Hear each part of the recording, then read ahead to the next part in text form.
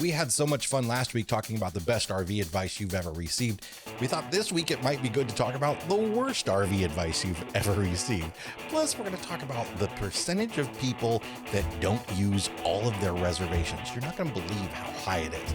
That and a whole lot more. This is RV Miles.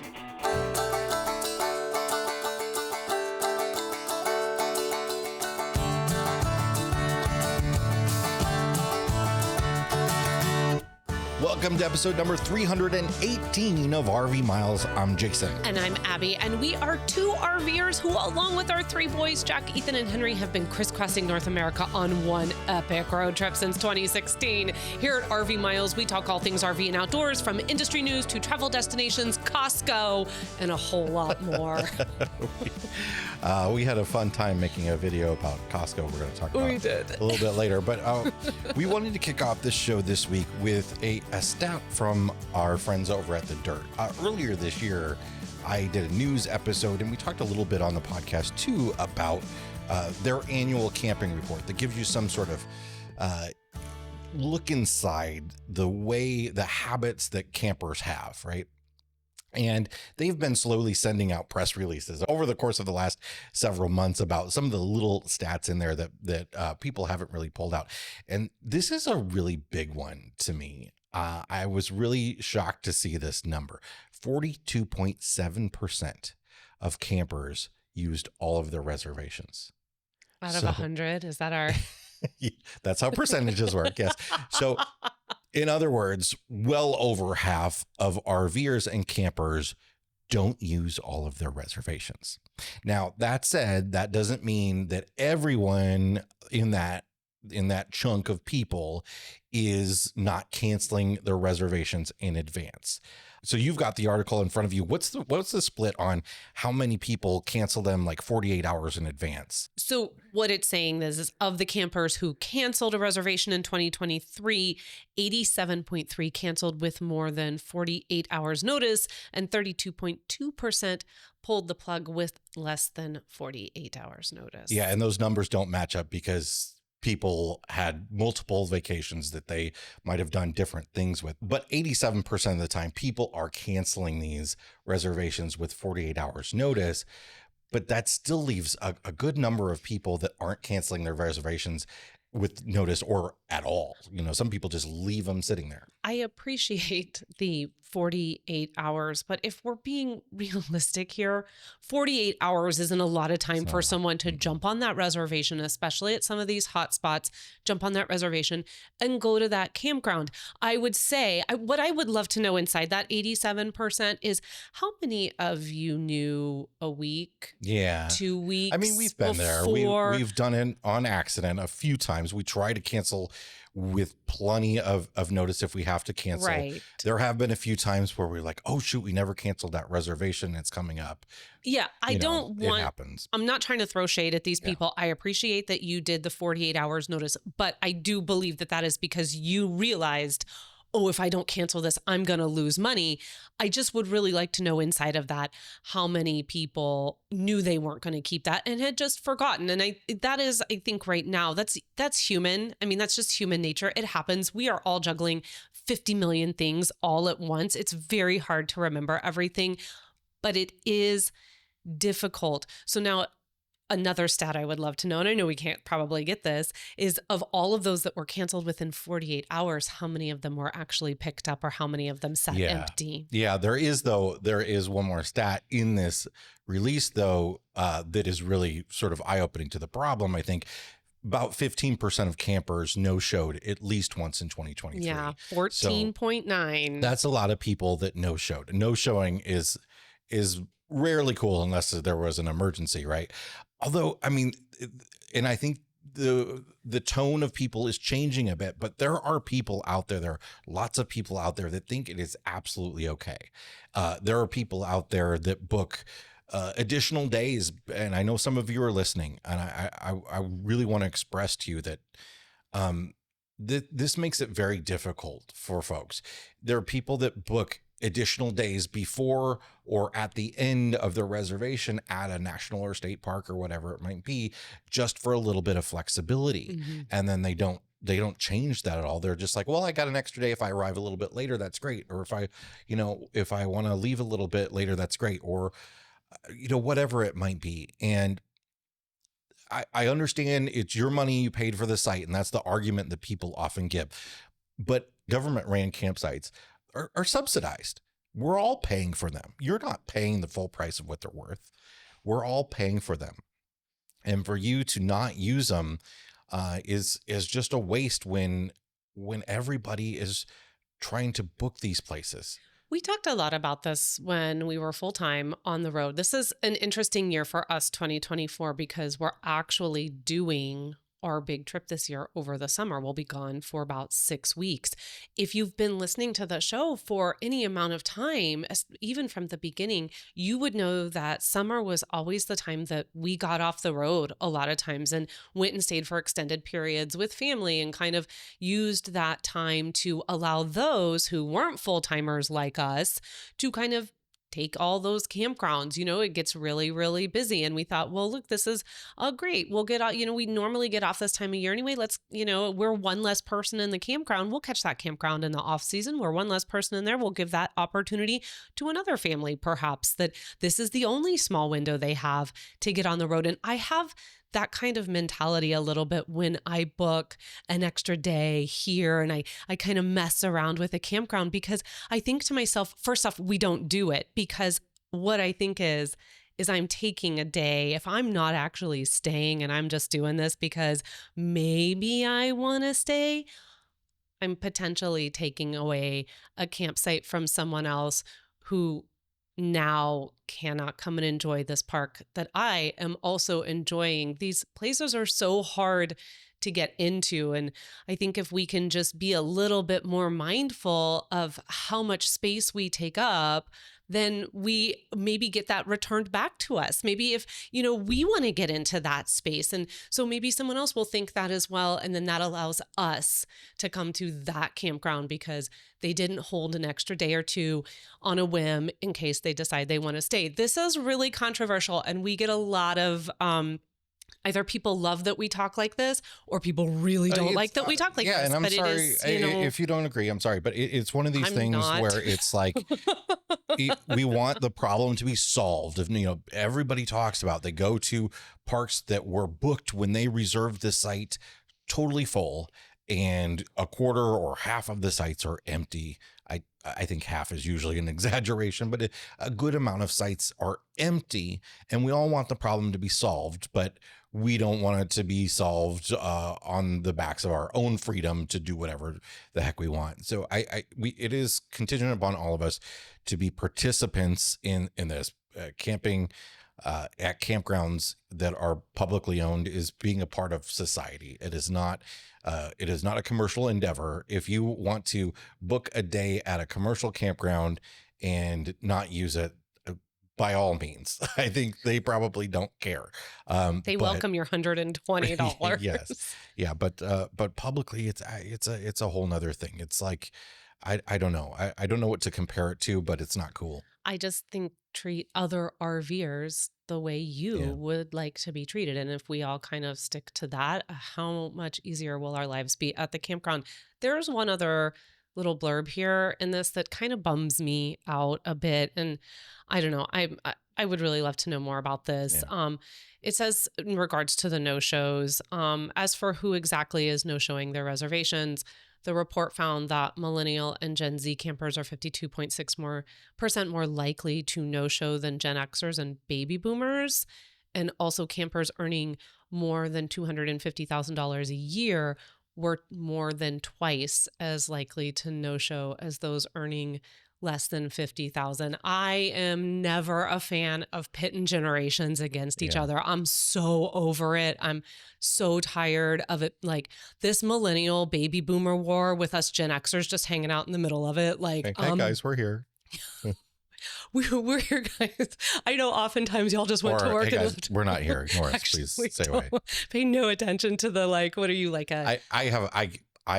Listen, I ride the line. I'm Gen X and millennial. You are a geriatric millennial. I'm the end of 1980. I'm a newborn Gen Xer. Depending on who you talk to. Yeah. 1980 begins the years of millennials, or it ends the year of Gen Xers, and I'm not so sure. But regardless. I'm in November of 1980. I'm right in the middle, and I don't fit well in either generation. But you are literally forgotten within both generations. This kind of stuff, and I understand they're breaking down the numbers. I'm not a fan. It's not my favorite to talk about. There's so much, these numbers are so much that goes into it. Just like we were talking about, like, we're not a fan of, tacking on some extra days in your campground, but we also know people do it and it happens. And I would really love to know more about this number. I will say the 250,000 a year versus the 50,000 or less. It makes sense. Obviously, people that make $50,000 or less are more likely to cancel their reservations because that money means more to them. It makes sense that stat exists. Still not cool, but it's an interesting report. The whole report is very, very fascinating. If you haven't had a chance to take a look at it, we will, of course, link to it. But we've also had someone from The Dirt on to talk about this report as well. So if you want to go back and watch that episode, we will also link to it. You can listen to it or watch it. We'll link to it in the description or the show notes for this episode. So you can kind of go back, and they talk a lot. Jason does a really great interview with them, and they talk a lot about the whole report, which they put out every year. It's a fascinating piece of information, especially as we start to move away from more pandemic focused camping and numbers. And now we start to really get a sense of what is a leveling out now for all of us as RVers. And this is a great way to judge that a little bit. Yeah. Bookings are still, significantly high. All those people that bought RVs are still camping out there. That's for sure. Chances are you've seen them on the road. That's because Blue Ox designs and manufactures the best towing products in the industry. Just look around. You'll find them on highways and campgrounds and anywhere you find people traveling in the great outdoors. Award-winning tow bars, base plates, and brakes, a full line of weight distributing hitches, adjustable ball mounts, and a new line of fifth wheel hitches. With Blue Ox, towing doesn't have to be a drag.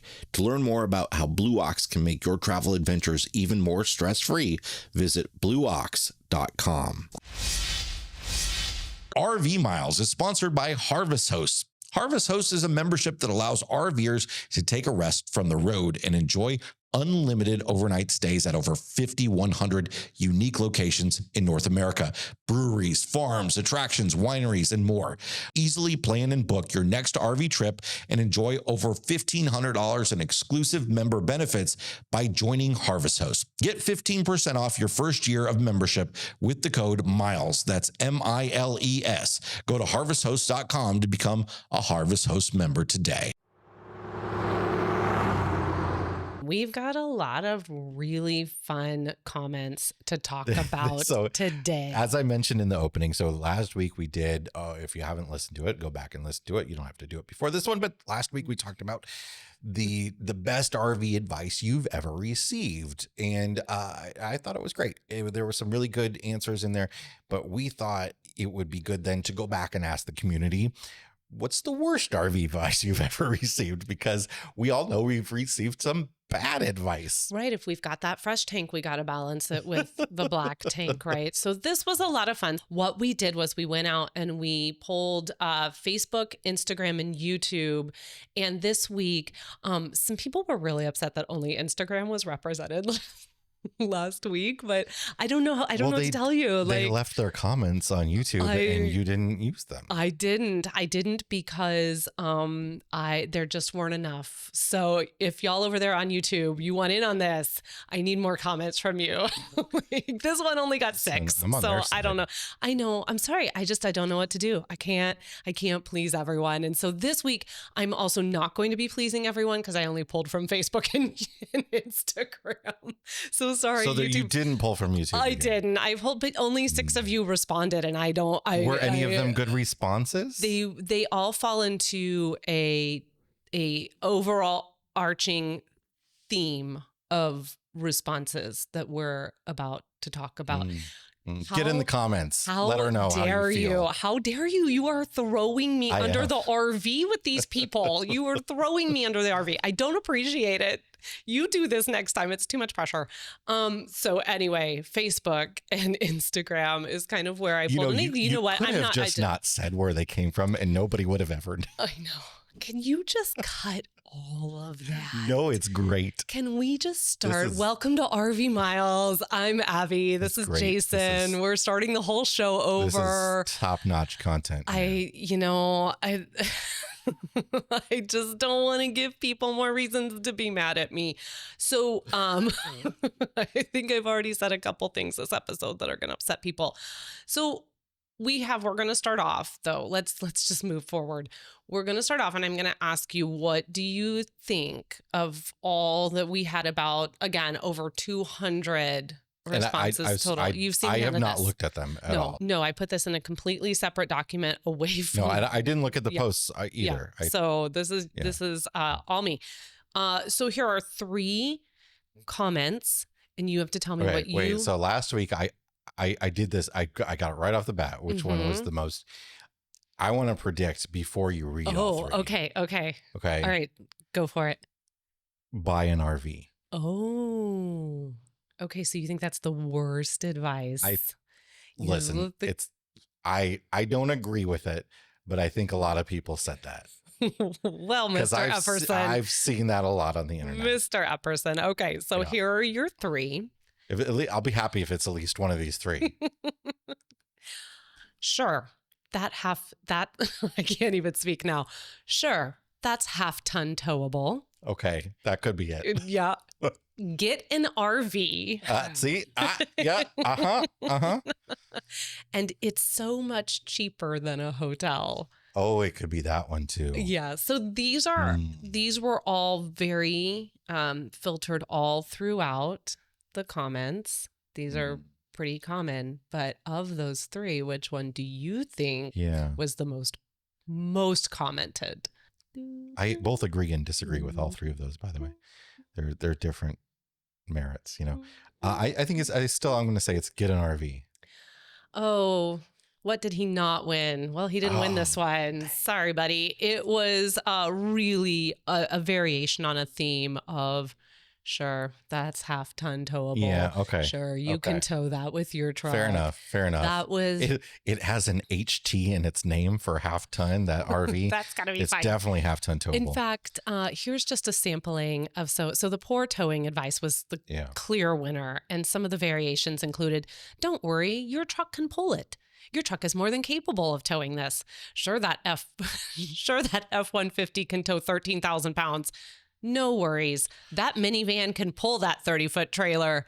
Oh, you won't have a problem towing this trailer with your vehicle. I would love to jump here, though, and say that, especially because I'm working on a towing seminar for the upcoming Puyallup RV show. People do different things in their RVs, right? And if you have an F-150 that's rated to tow, let's say 12,000 pounds, and, most people will recommend, not the folks that gave this advice, most folks will recommend that you stay below 80% of your total capacity. If you're the type of person that takes your RV to the local campground, or, you head out 80 miles to your seasonal site or whatever, that means something different to you than if you're somebody that's going to crisscross the country, you're going to go over mountain passes, you're going to, all that sort of stuff. At some point, it's not just about what your truck can handle, but it's also about what kind of work you want to put on your engine, what kind of, and the components of your truck, and how comfortable do you want to be in, all that stuff. I think a lot of us don't realize, though, how many people camp only locally. I don't have a stat in front of me, but I remember reading one several years ago, a shocking amount of people only camp locally, never travel further than like 80 miles from home. And that's totally fine. That's, again, it's all about understanding before you even go into the buying process, what kind of RVer you're going to be, or at least to the best of your capabilities. Like, as Jason just said, am I just going over to Scott County Park and I'm just going to be enjoying that beautiful local campground? Or am I wanting to go from Baja all the way up to Alaska? And look, I'm not advocating that you should push it. I'm just saying, don't judge everybody, you know.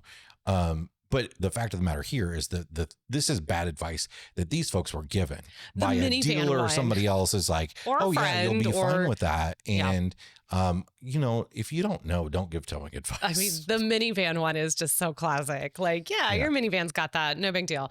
So let's pull. We're going to start over on Facebook. And I'm only using first names because, you know, on Facebook, it's all names. It's not handles. So we're just going to get some names here. But Tom said, he commented, keep the black tank valve open when on full hookups. That's a real common piece of bad advice. This was also almost made it into the top three there. This was a really, really common, like, either. And what we asked people was, what's the worst advice you have been given or you have overheard being given? So this one was a big one. And it was a lot of like, thanks for that advice. I really enjoyed my poop pyramid. Like, it was great. I've heard people have dealers tell them this. Yes. I mean, the thing you have to know about dealers, people would be like, oh, dealer told me this, dealer told me that.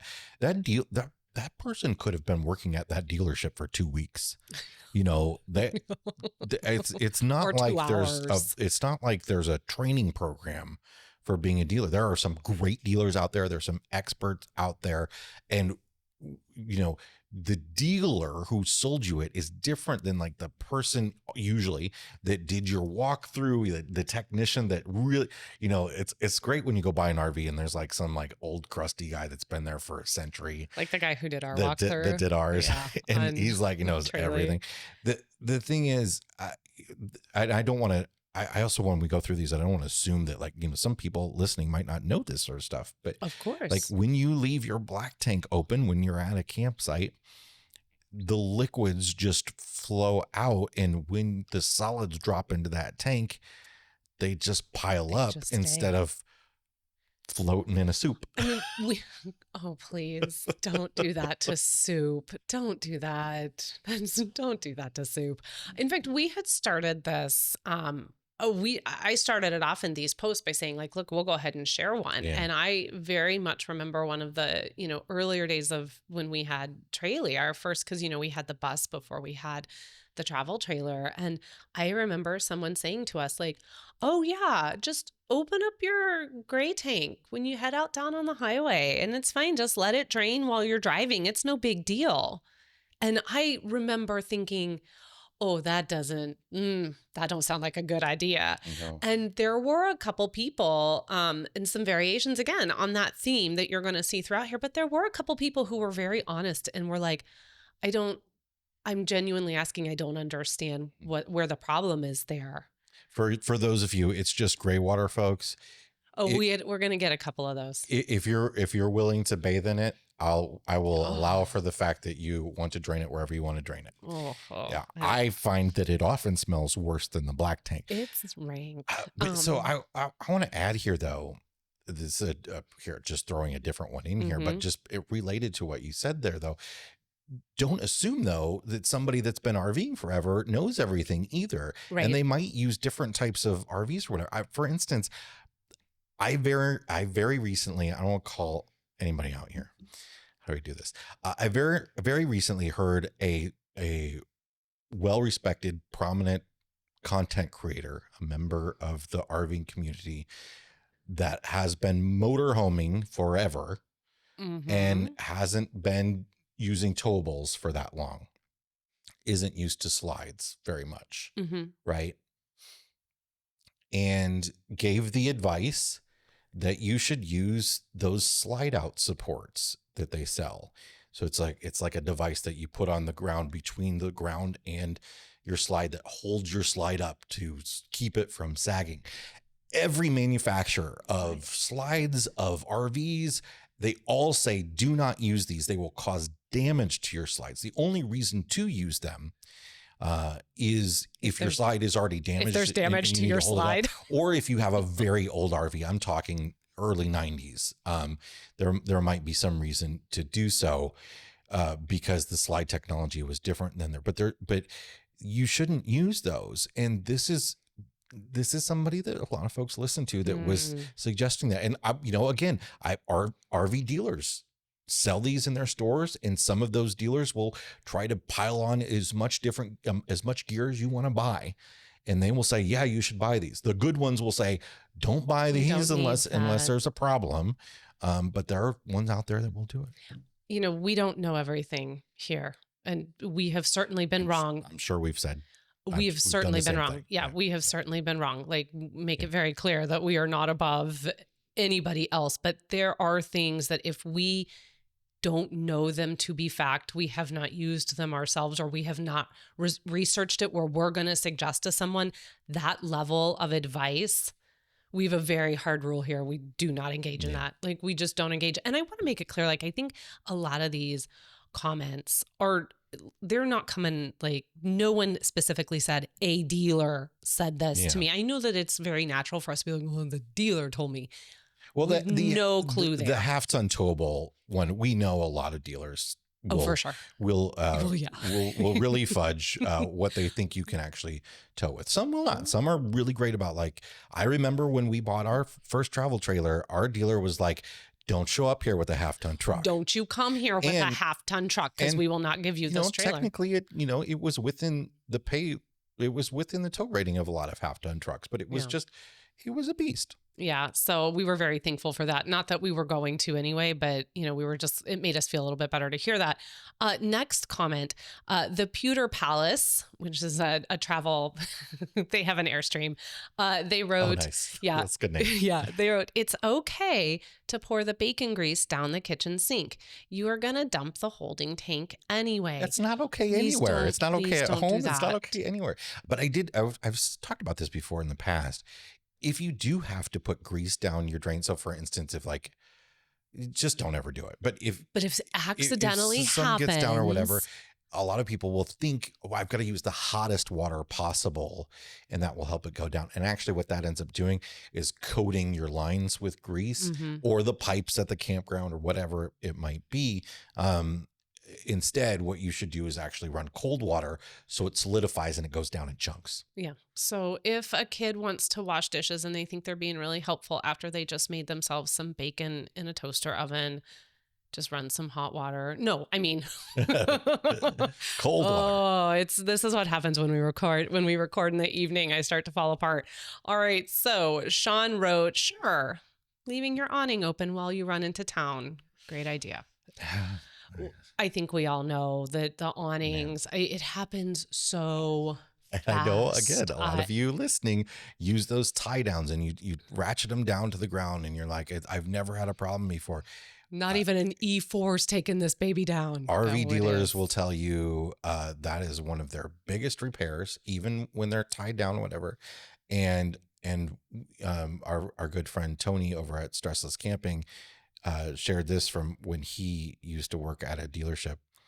The lead time on getting an awning now is insane, and the just if you're willing to pay for the fix, the idea of waiting several months for an awning to replace the awning you just ripped up is not fun. But we've all seen it at campgrounds. If you've done it, if you've camped long enough, we've all seen it. Jason would say it's probably the one thing about RVing with me that drives him nuts is that all day long, awning in, awning out, awning in, awning out, a little bit of a breeze. And I'm like, get that awning in, get the awning in. Come on. And he's like, no, it's fine. It's fine. I'm like, no. Go press the button and bring the awning in. I'm standing right here. If the wind picks up, I will pull it in. I'm like, no, you don't understand. we can't get this fixed. We'll never have an awning I'm also fine with leaving it in.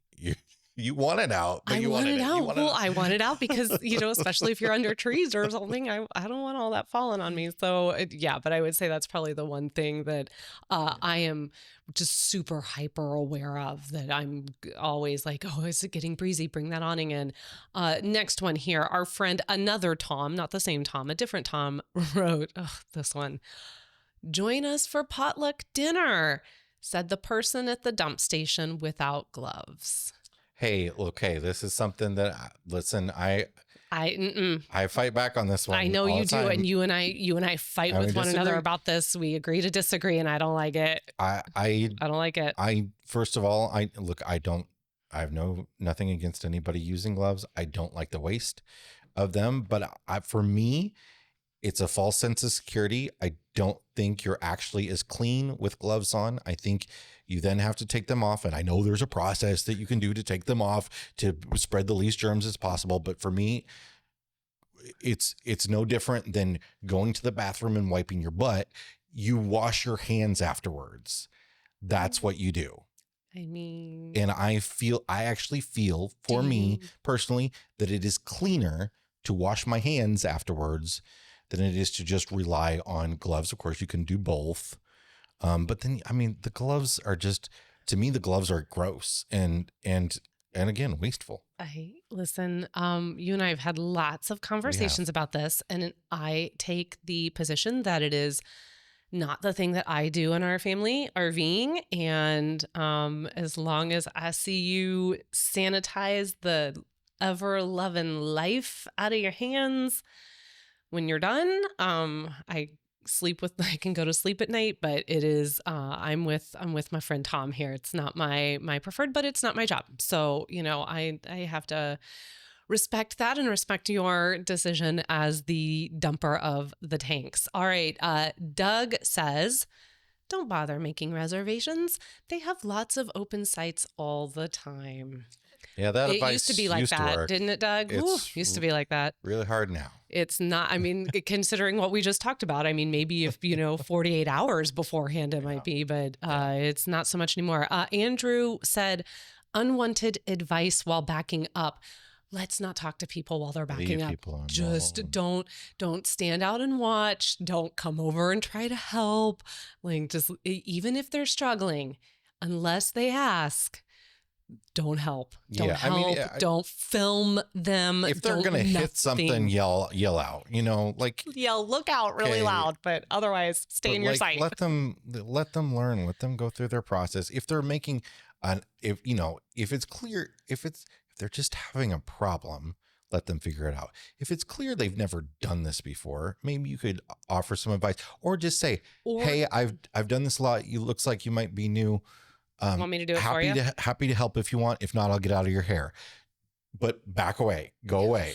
Back off. We've actually helped someone park their very large fifth wheel into a very, very awkward space. And she was trying to do it all by herself. So didn't have anyone to spot in the back to kind of help guide her. That was a situation where after several attempts, we could see that she was very frustrated and we went over but we did what you said. Can we help? Is there anything, would you like some extra eyes in the back to help guide you? But in the end, you ended up trading places with her and just getting in the driver's seat and doing it and backing it up in for her. Cause it was a very difficult site to get into. Frankly, it was one that fifth wheel probody shouldn't have been getting into, but look, where there's a will, there's a way. But she asked, she asked. We did not. I'm going to help her as much as she wants. She asked me if I would be willing to back it in. And I was absolutely, it would, it's, if you see somebody backing up something on their own, absolutely go up to them and say, hey, do you want me to just stand at the back of your site and just keep an eye out? Yeah. You can do that. Just don't tell them what to do. It's like, for me, nothing kind of, I don't know why this digs at me as much as it does. Probably because I'm usually the one guiding, but the KOA policy. Oh yeah. So this goes for you. You campgrounds too. You listening here, private campgrounds. When you guide us to a site and then you just assume that you're going to stand there and do my job in all of this because you think I don't know how to do it. Well, sometimes too, it's like, they want you to be like an exact distance from the side of the site and exact distance to the back. I'm like, back off. This is a campsite that I've rented. I'm going to park in it where I want it. I think I told one guy one time I was like, I'm done with this. Cause he was really talking to us as though we'd never RV'd before. And I finally looked at him and I was like, we've been doing this for 7 years. This isn't his first rodeo. To be fair, we did have a a long expired temporary tag on the back of our RV. Is the fair? We just couldn't get it sent to us. It was really difficult. But this, I mean, we've talked to several people who have had a campground help them back in, who have driven them into like a tree branch or something. Yeah. And then they're like, oh, I'm going to get in my golf cart and, ooh, look at the time. Gotta go. And then you're just left there and you're like, great, thanks. Russell said, final one from Facebook, wait until you retire. Yeah, that's terrible advice. Terrible. I mean, unless you have to. Look, I mean, don't think you have to. But if you can do it and you want to do it, again, where there's a will, there's a way. Yeah, or wait till the kid. For us, it was the wait till your kids are out of the house. Yeah, and then it was like, well, why would we do that? Why not just take them with us? Yeah. Like, we like them. Why don't we all go spend time together? We want to take vacations. Now we're like, hey, you guys want to stay home? Mom and Dad are going out. That's the greatest thing about an RV, because it's easier to leave them in like something that feels homey at a campground than a hotel. Oh, you want to play Fortnite? Oh, that's fine. Look, that's fine. We're just gonna pop over here for some dinner. You play your Fortnite. We'll catch you later. No, we love our children. Always enjoy bringing them along. 6 weeks out in the RV. It's gonna be a blast this summer. I'm very excited. Let's pop over to Instagram, and we're gonna kick it off with our really good friends Mark and Julie over at RV Love. I know, it was really nice to see Julie pop up here, and I absolutely love what she wrote. And she said, what's wrong with draining my gray water out while boondocking in the desert? And she goes on to say, well, all your gross food particles that attract animals and stink is the problem. And this is a big one in the community. And we've talked about this a couple times. And, you know, for us, gray water is gray water. I don't particularly prescribe to I wiped all the food off of my plate before I washed it, therefore this tub is clean and I should be able to go out and dump it. Well, if you wiped all the food off of it, then isn't the plate just clean? Why aren't you okay just eating off of it then? Yeah. Like if you have wiped everything off, why are you washing the plate? If you have to wash the plate is dirty. The item is dirty. For me, and you just shouldn't. It's not good for the habitat. It's not good for the land. You're not leaving a trace. You are. Yeah. You know, I've talked about this several times. Our RV gray water we call it gray water. It's not legally gray water. RV gray water is technically black because it includes sink water, kitchen sink water, in particular. I mean, it is not gray water. Well, and there will be people who say, well, my kitchen tank is separate from my bathroom tank, and that's fine. But your body is dirty as well. And the rush of water, it affects the landscape and everything. And you put soap effects, even your biodegradable soap is still not, I mean. The environmental aspects aside, we could argue about that all day long. This is another one of those things where it's like, we are a society and we can't individually be special. And when you selfishly do that on your own, maybe it's not doing much damage, right? Maybe it's not. But when we all do it, what does that look like when tens of thousands of boondocking RVers are dumping their gray water, open the thing out, whooshing it up everywhere? It looks awful on us. And that leads to stuff like we're going through right now, where boondocking areas are closing up and are turning to reserve sites, or they're just going away altogether. Dana, Gen X Traveler. Hello, Gen Xer. What are you doing?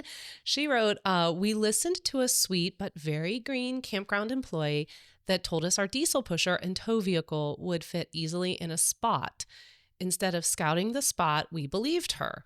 We made it into the spot okay, but could not do the pull-through portion of the exit and had to back down a hill about 70 feet to get out. Ouch. Ouch is right. Ooh. Yikes. Ouch is right. So, in that case, that's a real 50-50, right? Because you just don't know if the person that's saying, yeah, you absolutely can. There's that level of trust because this is the campground and this person works here, and you kind of trust that they know this space. This could be, for us big rig people who've had these larger, for us with the fifth wheel that was 43 feet, there was certainly a level of we really tried to vet as much, even the private campgrounds, just kind of as much as we could, especially older ones. We talk a lot about how, like, yeah, we could probably fit into the site. It's not the site that's a problem in a lot of like federal campgrounds. It's not the site itself. It's what is the turn to get to the site? What does the entrance and exits look like? Or what are the things surrounding the site? Is there, a tree directly across from it or directly next to the entrance to it or something? It's that this stuff. is just a case of bad luck. But thankfully, 70 feet, that's a lot. And thankfully they were able to do it. But, it's not that much. It's a lot of headache. Yeah. It's a lot of headache. I totally get it. Type 1 Detour said, you need to have an RV under 36 feet if you want to go to national parks. We always bristle at this. Listen, don't get us started. Yeah. It's helpful.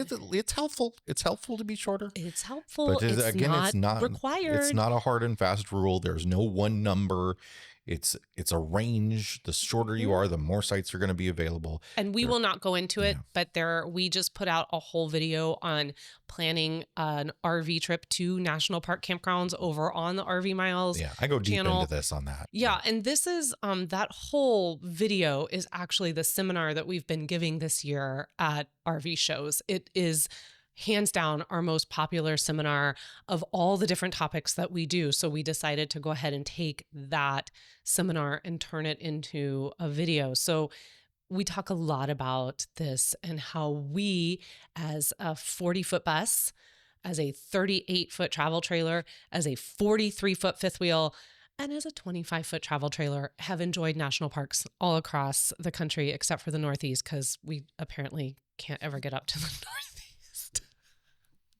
So, Mark's Riggs 73 wrote, your tires are good as long as your tread is good. And he's talking about a Class A here. Yeah. So, it's very, very rare that an RV will need to change its tires because of tread wear. It's almost always age. Yeah.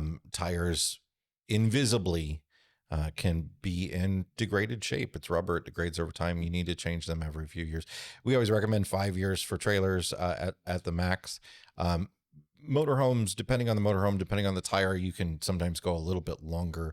There's the really big truck motorhome tires probably can go 6-7 years with those, but you don't want to go any longer because in not using them, by the way, a lot of people are like, oh, I don't drive on them that much, so they should be fine. That's actually worse for them. They need to be driven in order to distribute the waxes through the there's waxes built into the rubber that get distributed, and if they're not, that dries up and doesn't come to the surface. So it's actually worse if you haven't been driving it. There's a whole thing on tires. You should just do a whole talk on tires. I'm not an expert on tires. No, you're not. But that's enough right there that that's just a piece of information that I think, again, taking this comment, it was like, no, you don't need to worry about that. The tread looks great on your tires. No, you really, really do. The Newlywed Nomads said, poop in a bag. Don't poop or use toilet paper in the RV. Yeah. I don't understand this. I don't understand the advice. And there were several people who commented this. And this is advice they'd been given. A lot of people do it. A lot of people. These are probably the same people that are like, yes, and leave your black tank open when you're at the campground. Okay, so I remember when we had an RV when I was a teenager. We had this old Class C motorhome, and this was my mom's thing. We didn't use the toilet for number two. But we didn't go in a bag or anything like that. You just went up to the bathhouse. You went to the bathhouse at the campground. No, we have had that policy before. If we're in a state park or federal, we're not on hookups, but that's an overall policy. It don't matter what you got to do. Just try to go up to do it at the bathhouse during the day. Well, and that's a water saving policy for us. Extending the tank. Yeah. The idea is to not fill the tank up, and you need more. If you just put liquids down there, you don't need anywhere near as much water because you really want all the water in there to deal with the toilet paper for the most part. It's really the toilet paper. The kids never really caught on to that one, did they? The kids certainly love to use a lot of toilet paper. Good Lord. I feel like they use a roll at a time. Oh my God. 20 years from now when our children come back and they listen to this, it's like, I'm going back and re-listening to mom and dad and learning about my family. they are going to be like, what? My parents are the worst. I think they like wrap their hand and make like a glove out of it. So I said, you don't use gloves when you wipe your butt. Maybe you do.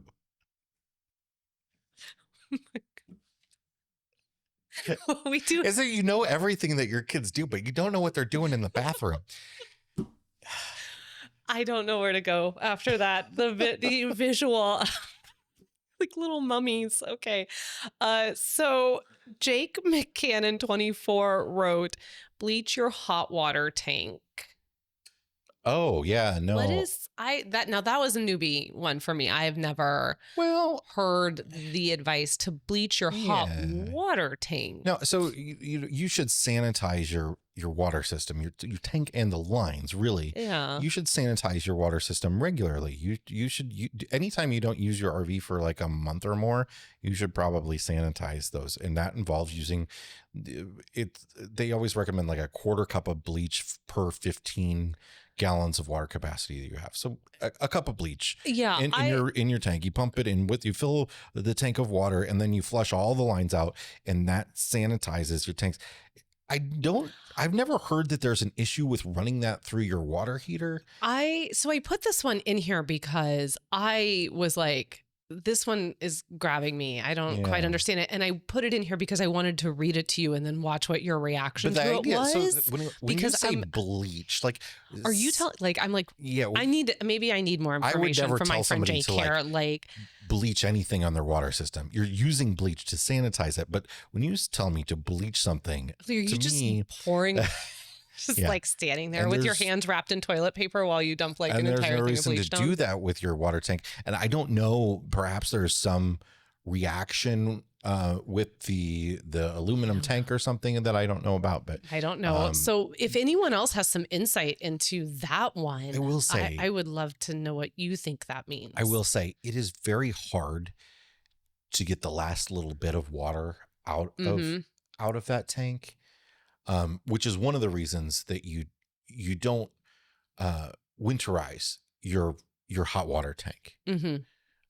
There's no reason to put any antifreeze in there. You bypass it because you don't want to cook antifreeze later on when you turn it on. But also, it's very hard to flush that little additional bit out. You can, and there's techniques and stuff, but like perhaps it has something to do with that. I don't know. You and I say antifreeze very different. We've discussed this before. Antifreeze. We've discussed this before. I say antifreeze, and every time you say it, I think, oh, he's not saying it right. And I got in trouble this week for saying feral instead of feral. I know. When you said that to me, I was like, but it is feral. What's going on? What are you doing? I've just always it is feral. I recognize that. I have always said feral. I think it's like it's probably an inflection from my grandfather or something like that. I don't know. The old theater. Yeah. There you go. Right there. Theater. Bug 512 said, I know we're overweight. We really don't travel that far. Again, to each their own, but we know what happens when things start to flex. Yeah. So I mean, that's on you. We've certainly known lots of people that are very overweight on their trailer weights, especially, and we know people that it's caused damage to their RV, significant damage, lots of damage. It's just not. It's like the awning with me. It's just not a game I'm willing to play. I will get rid of cherished memories if it means that we stay underweight on that trailer. I really liked this one, and that's why I included it, because this was another sort of theme in a lot of the comments. And Circle G Farm said, I was told it was a waste of money, 2 exclamation points, a terrible investment, 3 exclamation points. It has been the best thing we have done as a family. Oh, that's so great. It's like, it's the opposite. So people think the worst advice they've ever been given is to buy an RV, and then others think the worst is to not buy an RV. I wanted to kind of end with this. And she says, we have been all over the country in the travel trailer we bought in 2014 and have had $1 million worth of fun in it and made memories worth far more than what money can buy. I think that's most people. I think that's great. I said to Jason last night, I was like, do you ever stop every once in a while and just be like, whoa, we're not living in the RV anymore. Like, does it ever just kind of hit you? It doesn't hit me that much, but it is weird all the time. Like, it's just like, I'll open, I'll be like, last night I was just like, prepping coffee for the next morning, grinding up beans and whatever. And I was just like, whoa, there's so much space in here. It's so weird. And there's not. It's actually really not. But it's more like, it's more like, whoa, this place isn't moving. Like, someone's walking and it's not moving. It's not shaking. It's not shaking. And then I think, just when I look back and you think, my gosh, are those all our memories? Are those all, was that all us? Did we do all of that? Yeah, sometimes it doesn't seem real. It doesn't. And it's all because we just sort of did the opposite of what, we were very supported in our decisions. So we never were, up against that. But really what wasn't looked upon in 2016 as the norm, which is, it's very, there's a lot of people out doing it now. But in 2016, there weren't a lot of families out there full time. And when I think about like that, to me, that we, it's worth more than any job, any bit of money we could have held on to. So I really loved this comment. And I thought it was a nice way to end, because there were a lot of like, don't buy an RV. It's a terrible investment. Yeah. And I don't want to minimize the folks that have had serious issues and it's cost them lots of money and all that. And of course, but it's okay. There's space for everyone though. And there's space to be angry that those things have happened to people, and those people deserve to be heard as well. And for sure, the industry needs to be doing a better job at having less of those comments. And it's also okay at the same time to honor those who have had incredible experiences and what that lifestyle has been able to bring to them and their family or themselves in general. So there's space for everybody and everyone deserves to be heard. And I thought that this was a really nice way to end it. But like we did last week, we're going to end it. And you're going to tell me what was the most liked comment. Now, I'm going to read a comment, and I want to make it very clear that RV Miles has no knowledge, yay or nay, of this comment, but it got a lot of likes. I'm just going to leave it at that. The first one comes from our friend Will at W Phillips 44.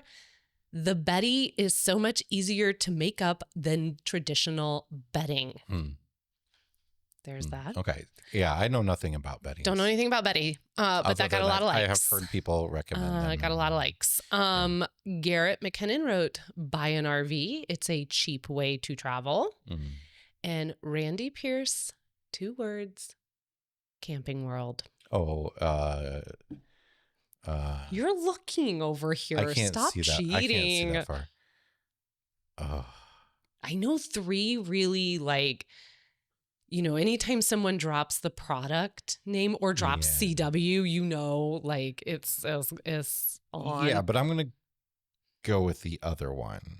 The Betty's? The buy an RV, it's a cheaper way to. Oh, that's the right answer. It is. Good job. That's the right answer. That was the most they were all very, very close in their likes, but Garrett's buy an RV, it's a cheap way to travel. Yeah. It's not a cheap way to travel. Not anymore. It can be depending on how you do it. The costs are more controllable depending on how you do it, and depending on how much you travel. Yep. If you can certainly save money over airplanes and hotels by owning an RV, including the cost of the RV and everything. Absolutely. Or you can certainly spend more money than you would otherwise. You can go from Baja to Alaska and spend more money than you ever thought you would. And you can buy one that costs more than your house if you want. Yes, you can. There are so many different ways to RV. That's why you do you. But we would love to know. So that's kind of the worst advice that people across the social medias had received. What is some advice maybe that wasn't the greatest that you have received or you have heard? We would love to know. You can leave that down in the comments if you're watching on YouTube. You can go over to the RV Miles Facebook group and share it over there and join that conversation. But we would really love to know, and we would love to hear from you. Did you know that eTrailer.com is focused on putting actual hands on the products they sell? That allows the representatives to see, touch, and know exactly what it is like to use the product they're providing you, with quality service and recommendations based on personal experience. If you're looking for a one-stop shop, eTrailer.com has you covered with a variety of RV items, including towing options, interior accessories, replacement parts, storage, and more. Have you ever wondered where you can find some of the odd parts for your RV online? eTrailer.com is where you do it. Visit rvmiles.com/eTrailer and receive free shipping on orders over $99. That's rvmiles.com/eTrailer. RV Miles is sponsored by rvpostings.com, your go-to platform for buying and selling RVs. Explore a wide range of RVs, from small pop-up campers to large diesel pushers. Find the perfect fit for your travel needs. With their user-friendly interface, you can easily navigate through their website for a seamless RV shopping experience. You can get comprehensive information about each RV, including photos, features, details, and pricing, and connect with sellers directly. No middlemen. And if you're selling your RV, you can list it on rvpostings.com and reach a targeted audience of RV buyers, ditching the tire kickers and the repetitive "is this still available" messages. It's a paid but affordable platform for sellers to post RVs for sale, so buyers can be sure that the seller is real and serious about selling. Whether you're buying or selling, rvpostings.com connects RV enthusiasts across the country. Get eyes on your RV with their Facebook buy and sell group with 163,000 members. All RVs posted on their website are posted to the group, as well as other sites like Oodle, Class, and American Listed. Whether you're buying or selling, start your journey at rvpostings.com. It is time to check the level of our tanks. Sponsored by Liquefied RV Toilet Treatment, the No BS toilet treatment. Claim your free bottle while supplies last over at liquefiedrv.com. They are giving away 10,000 bottles. So head over there and give it a try. Jay, what is in your black tank this week? My black tank, I'm going to flip this up on you a little bit here. So my black tank is that I don't have $20 million. Oh, interesting. I was just thinking the Isn't other that day, everybody's black tank? I was just thinking, I've got $19 million, but if only I had 20. Right. So, I do. I get all the Google alerts. I spend hours every day looking at all the RV and camping related news stories. Probably worth a Google. And one popped up for me last week that I shared in the RV Miles Facebook group. This home/resort ranch type place that is for sale. It's one of those places that has its own website to sell it, right? It was a family. It was a family's.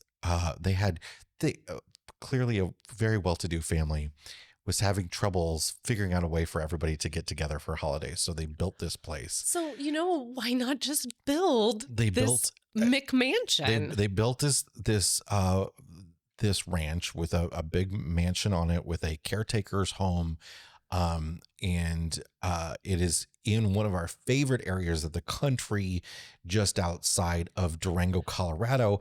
And on site, they built an RV park, and it even has it has like a great big pavilion with a commercial kitchen attached and full like campground bathhouse and everything. Well, here's some of the amenities. Are you ready? Mm-hmm.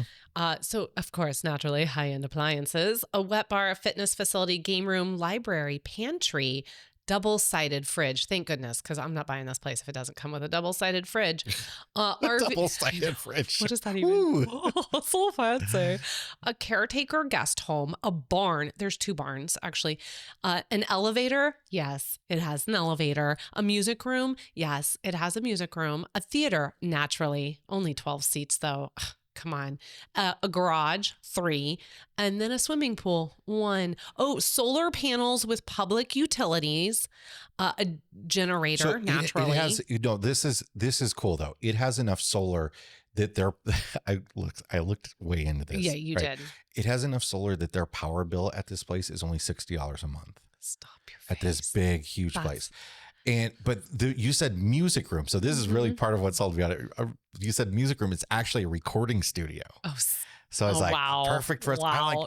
How can I get $20 million so we can make this like RV Miles home base?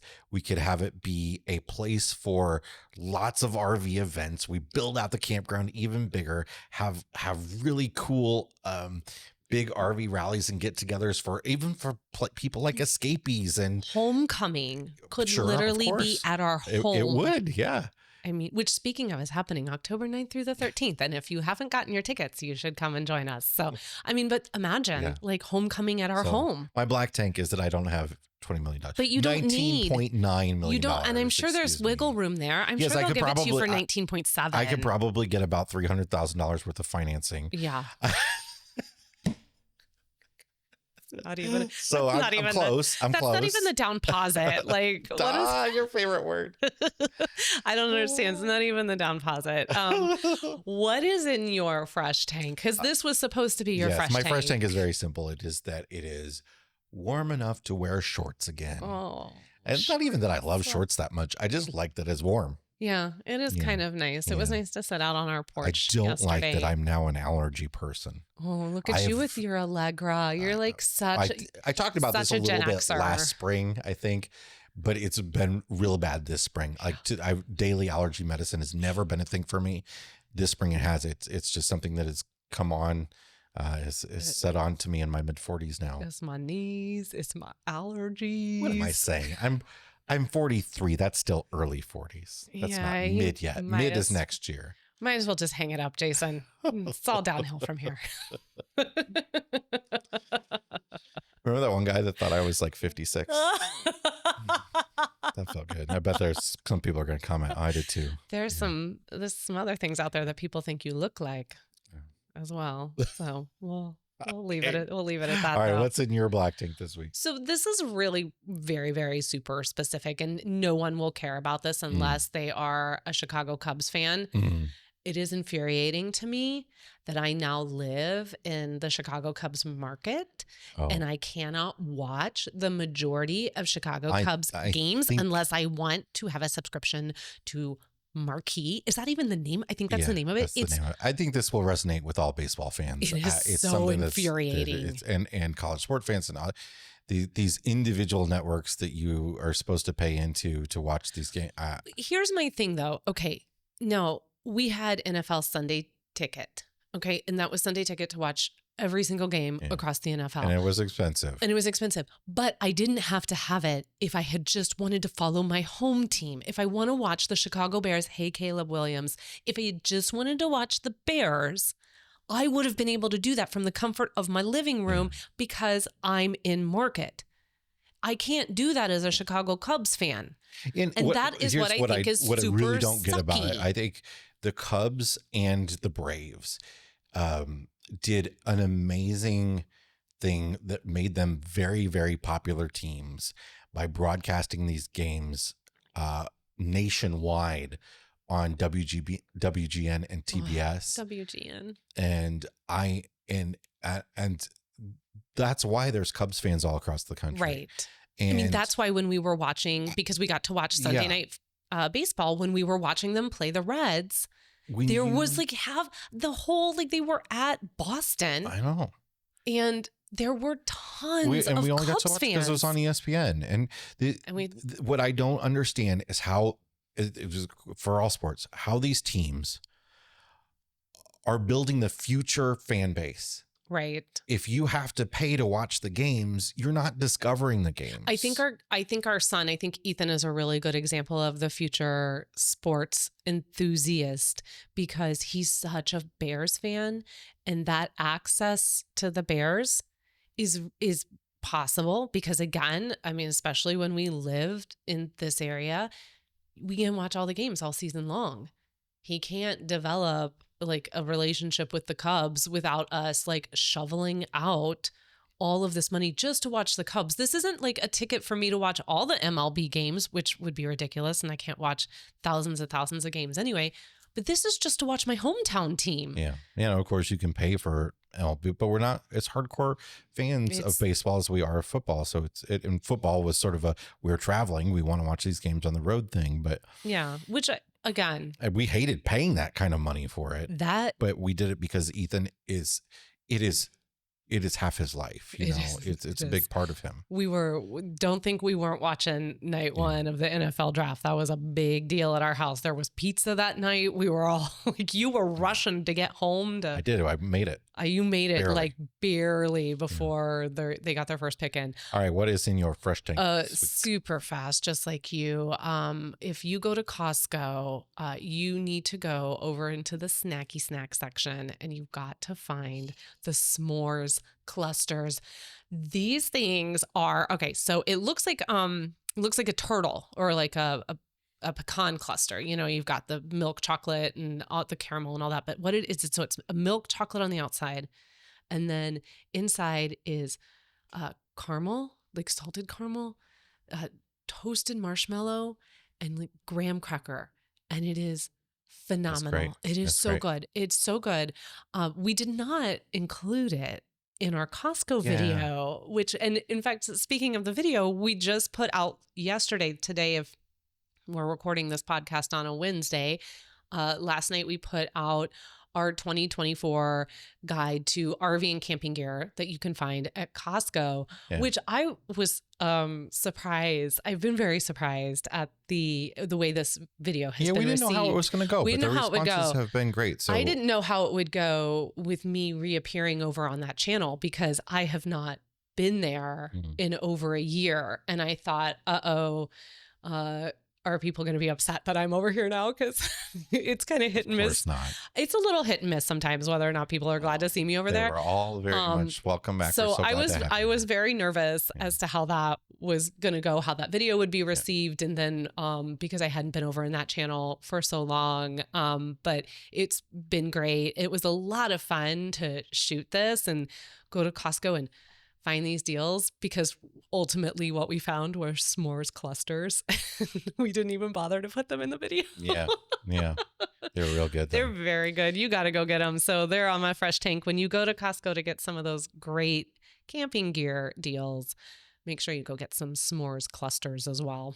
All right, that's it for this week's episode of the RV Miles podcast. Yes, it is. And of course, we would like to just ask a favor. If you've gotten this far in the show, that hopefully means you are enjoying RV Miles. And if you are, if you could just head over to Apple Podcast, and if you could just leave RV Miles a 5-star review.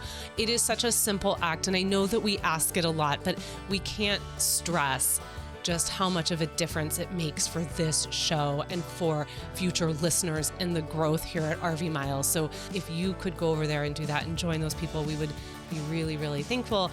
Otherwise, get yourself over to Costco. Continue to stay healthy. You can hear it in my voice. I've not been feeling great. Our kids at home aren't feeling great. And until next week, keep logging those RV miles. Bye, everybody. Bye.